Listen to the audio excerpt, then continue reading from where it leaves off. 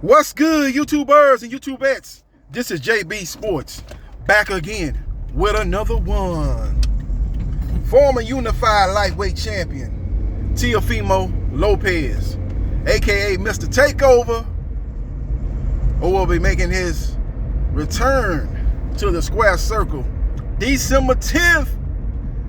He will headline a main event card that will come on right after the Heisman Trophy ceremony. That is a prestigious slot that the Top Rank Boxing gives to its top fighters. Fighters that sit at the head of the class under the Top Rank Boxing stable. As Terrence Crawford has fought after the Heisman Trophy ceremony, and Vasily Lomachenko has fought after the Heisman Trophy ceremony. So this is a prestigious slot that Top Rank Boxing has given Teofimo Lopez, and this lets me know what they think of Teofimo Lopez. They got a lot of big plans for Teofimo Lopez. Teofimo Lopez is one of the biggest stars under Top Rank Boxing. He's right up there with Vasily Lomachenko. You got Shakur Stevenson. You got Devin Haney. That's probably the top 4 fighters under Top Rank Boxing. With all that being said, the opponent that I'm hearing, I've been doing a little digging. I done got my shovel out and I've done a little digging, and my source is telling me that his next fight will be against former unified junior welterweight champion Jose Ramirez, who's only suffered one loss, and that was to former undisputed junior welterweight champion Josh Taylor, who's undefeated. Only reason why he's former is because he's had to vacate 3 of his 4 belts. These mandatories have come, and it has faced him with a tough decision, and the decision he made was to give up those belts in order to secure a rematch with Jack Cottrell, which is slated to take place November 26th in Scotland. So we will see what happens, and we will see what transpires, but that's going to be a very fan-friendly fight. Teofimo Lopez got power in both hands. Well, at least he had power in both hands at 135. It remains to be seen if his power carries up to 140 pounds. Now, his last fight, which was at 140, his debut, the power didn't seem to be as explosive as at 135, but he still had good power. He was able to stop Para. 9th round TKO. You gotta love TKO. Oh. Yeah, he got the TKO over Para.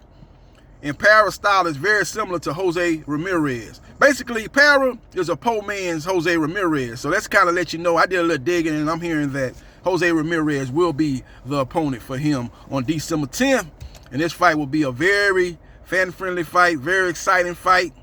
And I can't wait to see this matchup come to fruition. So we will see what happens, and we will see what transpires. You got both guys coming in with only 1 loss. You got both guys that are former world champions. You got both guys that have very exciting styles. As I said earlier, Teofimo Lopez is very, very athletic. Got a good jab. He's got that Mayweather style of defense where he kind of does the shoulder roll. And he's done it probably the best I've seen outside of Mayweather. You know, Andre Berto tried to do that. He looked horrible doing that. Even Adrian Broner tried to do the shoulder roll. He was very, very ineffective doing that style, in my opinion. He was taking shots. So I think Teofimo Lopez, he doesn't do it that much, but when he does, he's very effective out of that Mayweather shoulder roll. And he'll be looking maybe to implement that against a pressure fighter in Jose Ramirez Jr. Now, Jose Ramirez is a very big junior welterweight. He's talked about moving up to 147. Now, he did look small against Josh Taylor, but Josh Taylor looked like a goddamn middleweight, man. For Josh Taylor to continue to make 140 pounds, that's very, very good as far as his discipline. And he probably has a great nutritionist to get down to 140, man. But that guy got no business at 140. I know he's going to fight Jack Cottrell and he's going to move up. But that guy looked like a middleweight the night that he fought Jose Ramirez. You can see the size difference. And he was able to take the pressure that Jose Ramirez brought to him. And he was able to land shots. And he dropped Jose Ramirez twice. And I think that was due largely to the fact that he was just a much bigger guy. When a much bigger guy is hitting on a much smaller guy who is not as sound defensively, he's going to get the better of that every time. So we will see what happens, and we will see what transpires. But it's going to be a very, very intriguing matchup if Teofimo Lopez did not have enough power to stifle the pressure that Jose Ramirez brings. I think Jose Ramirez is going to wear this guy down. I think he's going to break him down. He had a problem with Para. Many people don't want to talk about that. They were like, oh, man, well, he just knocked the rust off and he was able to stop Para. Yeah, he probably was rusty, but he was having trouble at times with the pressure that Para brought to the table. And Jose Ramirez is going to bring that pressure, but he's going to bring it at a higher level and a much more effective level. So if Teofimo Lopez does not have enough power to get his respect, it could be a long night at the office, December 10th, for the takeover, Teofimo Lopez. So we will see what happens, and we will see what transpires. But December is shaping up to be a great, great month, because you're going to have Gervonta Tank Davis fighting a week later on December 17th, likely against Michelle Rivera. Virgil Ortiz Jr. is talking about fighting in December. Maybe he fights December 3rd, or maybe they're going to put him on the same night that they do a lot of his fights. You know that Virgil Ortiz is always on when another fight's going on another network. Virgil Ortiz need to talk to Golden Boy about that, man. You see, like, every time he fights, there's another fight going on the same night and on another network. Hopefully that won't be the case, but that could be the case because he's coming back in December. And if he's fighting on December 10th or December 17th, he's going to be going opposite against Teofimo Lopez or Gervonta Tank Davis. So we will see what happens, and we will see what transpires. But the fall schedule and the winter schedule is shaping up to be very, very strong end of the year for the sport of boxing. And this is just another prime example of a great, exciting matchup that's going to take place on Heisman Trophy night on ESPN. So we will see what happens, and we will see what transpires. In the week of the fight, I will break this fight down in detail. You know, I just gave you a little bit of what I thought, you know, about this fight.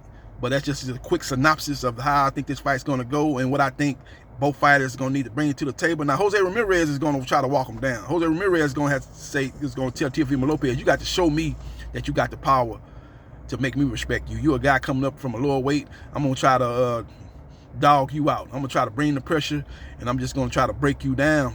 And like I said, Teofimo Lopez has got to get that power to get his respect and make him think twice about coming through that front door unannounced. So we will see what happens. And we will see what transpires. Follow me on Facebook, Gerard.Briscoe.3551. Like, share, and subscribe to JB Sports. The man, the myth, the legend. And now holla.